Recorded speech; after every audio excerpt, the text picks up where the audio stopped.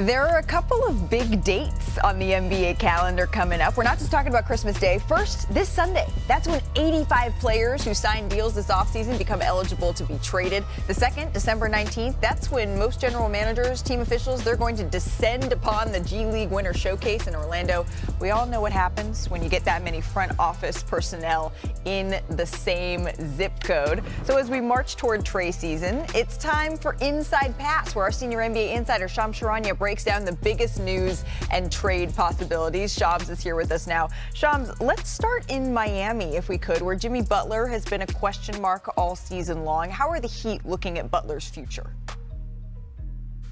Malika, sources tell me the Heat are open to listening to offers for Jimmy Butler, and Butler prefers a win-now contender in any trade. It's been also communicated by Butler's agent, I'm told, that he would be open to a couple of the Texas teams, the Dallas Mavericks, the Houston Rockets, as well as the Golden State Warriors. Now, what makes this tricky is that he's under contract for $49 million this season, and he's got a $52 million player option for next season. And teams have already been informed that he intends to decline that option and test free agency in the offseason. So that's why, if you're the Heat, have to explore and see what's out there for Jimmy Butler, who could leave as a free agent. And from Butler's perspective, with no extension in Miami, what are your options in the marketplace? And for his part, by all accounts, Butler has been professional. He's been productive on the court, as he usually is. This is an active situation we will be monitoring imminently and pretty much until the trade deadline. Okay, very, very interesting. You mentioned a couple of teams here, but one was the Houston Rockets, right? Shams Perk, you've said multiple times you think Jimmy Butler should be traded this season, but how do you feel about his fit with the Rockets here? I don't like it. I don't like it at all. I think the Rockets got something really, really good going.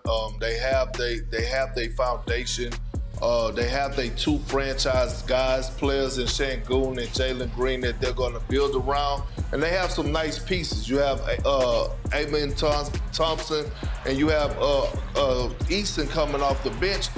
I'm not really, leveraging all that for a guy like Jimmy Butler. I'm sorry. It's just, I would stand pat if I'm the Houston Rockets. I just think Jimmy Butler to the Rockets don't really move the needle for me and don't necessarily put them as title contenders. From Texas to Texas, or should I say Houston to Houston, for me to Perk, I like it. I don't love it, okay?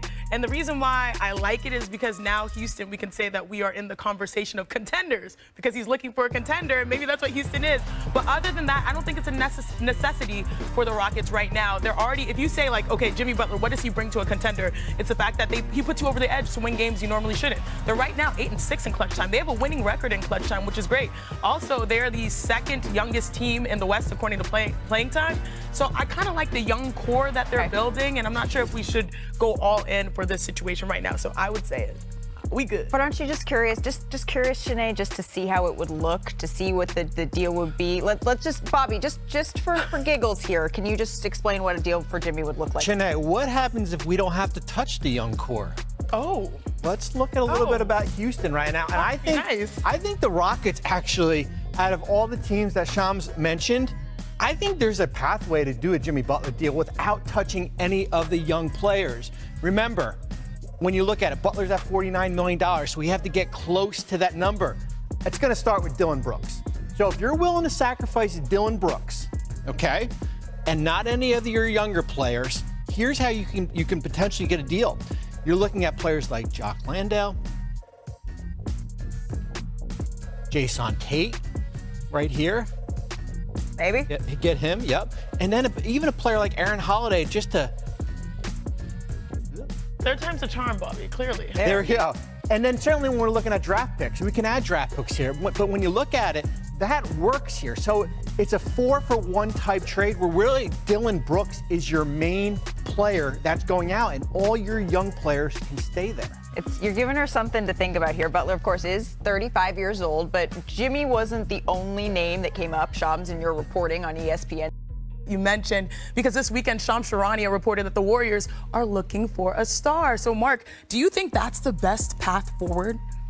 It sounds good, but it's definitely easier said than done. I'm hearing that the Warriors are kind of looking more into replacing Melton right now, the shooting guard that they lost for the season that they, need to still replace, and finding a star. I think it's evident that they need a star, but man, these stars cost a lot, and it's easier said than done. Bobby, do you have a machine to crank up? We do. We have the trade machine out right now, and I'm going to show you trying to chase that superstar, just kind of how difficult it is right now, and we're going to highlight Golden State, and this is hypothetical, okay? Make sure it's hypothetical.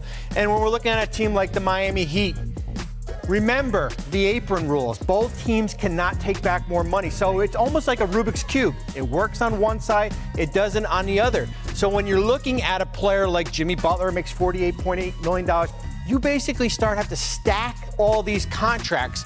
When you're looking at players like Andrew Wiggins, we can put that DeAnthony Melton contract in. Brandon Podziemski, for example, just some names we're throwing out there. That's just 3 players to get Jimmy Butler, and that does not work. You're basically going to have to add more players. So in a hypothetical Jimmy Butler trade, you're basically trading out 5 players to get 1. I think, Chiney, for Golden State, singles. Do what Dallas did the last couple of years. They traded 3 first-round picks for Kyrie Irving, Daniel Gafford, and P.J. Washington. That's the approach to take. Keep the baseball analogies going. It's that red that scares me, that tax option. But y'all, I told y'all. Hey, what's up, guys? Jaggy from Jaggy Sports here. So, bit of breaking news. Pretty much everybody knows about it now, but Jimmy Butler wants out. Jimmy Butler wants out, and he's listed 3 teams: Houston Rockets, Dallas Mavericks, and the Golden State Warriors. He wants to win. He wants to go to a win now situation. Dallas, win now, I get it. Golden State, win now. Houston, not so much. Houston, they got a great young core, and they're doing fairly well this season. They closed out last season very good. Right now they are doing pretty damn good, and if Jimmy Butler goes there, that could spell very good news for Houston, because he is from Houston, Houston area, and for him to go there, it was kind of like a homecoming. But you're not going to really win for sure when you're with the Houston Rockets, because quite frankly, you're the only veteran there, right? Except for Fred VanVleet.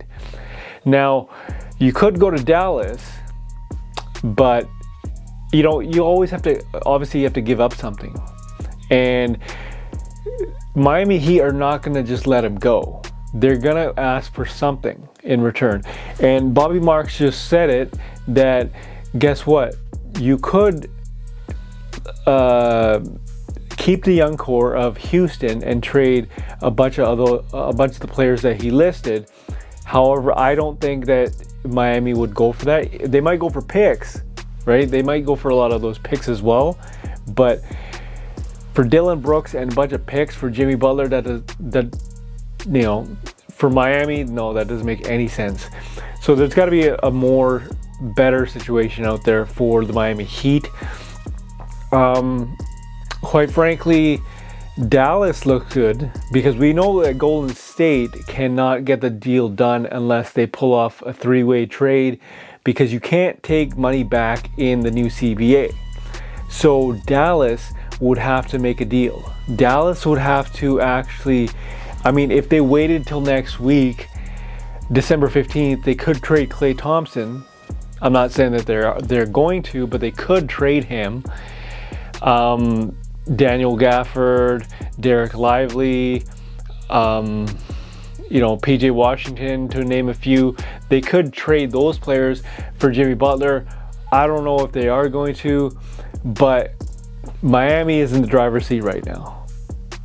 And they're probably going to trade Jimmy Butler, because you do not want Jimmy Butler to walk away for nothing, right? He has an opt-out clause in his contract, which he said that he's going to opt out of his contract at the end of this season. So as of July 1st, he is set to become a free agent. So where does he fit in? Where does he fit in? Does he fit in Dallas? Does he fit in Houston? Or does he fit in Golden State? And If he does go to Golden State, what are the chances of him doing fairly well in Golden State? Obviously, they're not going to give up Steph Curry. They're not going to give up Draymond Green. You know, they could give up Andrew Wiggins, a bunch of Brandon Porzinski, whatever. Sorry if I butchered the name.